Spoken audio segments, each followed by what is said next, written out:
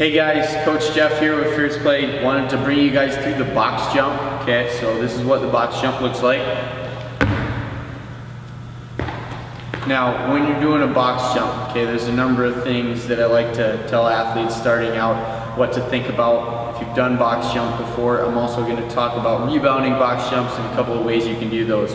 But with the box jump, first we're just going to talk about the setup. Okay, you're going to have your feet right under your hips. Okay, you don't necessarily want them straight together, and you don't want them, you know, way outside by your shoulders, simply because you're not going to generate very much power on the way up. You're shortening the length of range in your hip. When you have them right under your hips, you get more power because your feet are right under you. You can really push through the floor.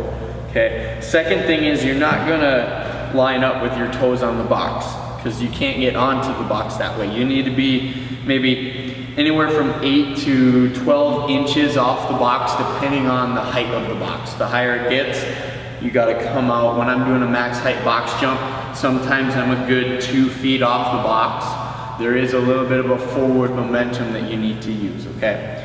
One of the biggest things I see go wrong with the box jump is people get nervous, which is completely understandable, okay? No one wants to mix the box jump. But you start to get nervous and hesitate on your jump, which is gonna make you miss. Secondly, you put your chest over the box like this.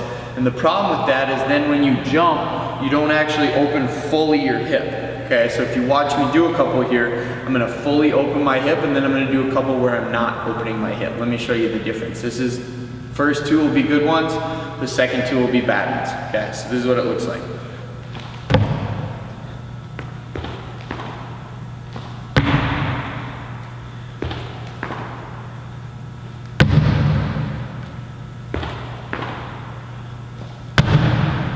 Okay, so when you look at that, obviously the first two I got up there, I landed much softer.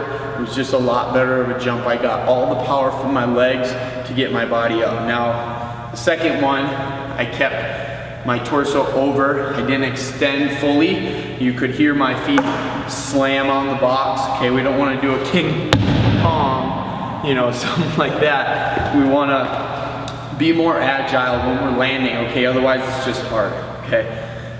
That's just a simple box jump. You can step down every time, jump back up. The other way is to do a rebounding box jump. Now, if you have a tendency to have tight calves, tight feet, any plantar issues, anything like that, I do not recommend doing rebounding box jumps. But really what a rebounding box jump is you're gonna use that stretch reflex of your muscles and the momentum of your body coming down to just accelerate you back up. I'll do a couple, and then I'll talk about some ways to kind of trick yourself into doing them if you are not currently able, or if for some reason you get on the ground and you get caught flat-footed. So this is what they look like.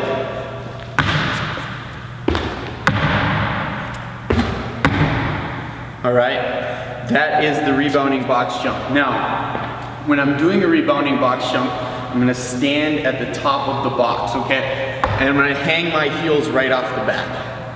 I'm gonna let myself fall. I'm gonna point my toe down at the ground. I'm ready. I'm gonna touch my toes, kiss my heel, and instantly just redirect that momentum back up. Now, what normally happens, I just demonstrated a couple. This is what happens to a lot of people when you're starting out. You come down,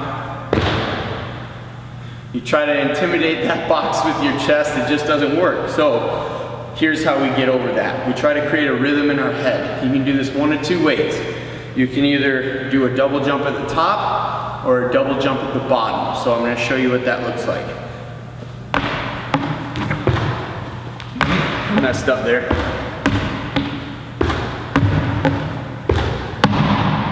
Okay, that is one way. You get more momentum that way. The other way that I'm about to show you, you don't get as much momentum, but you're getting that same stretch reflex, okay? This is what that looks like.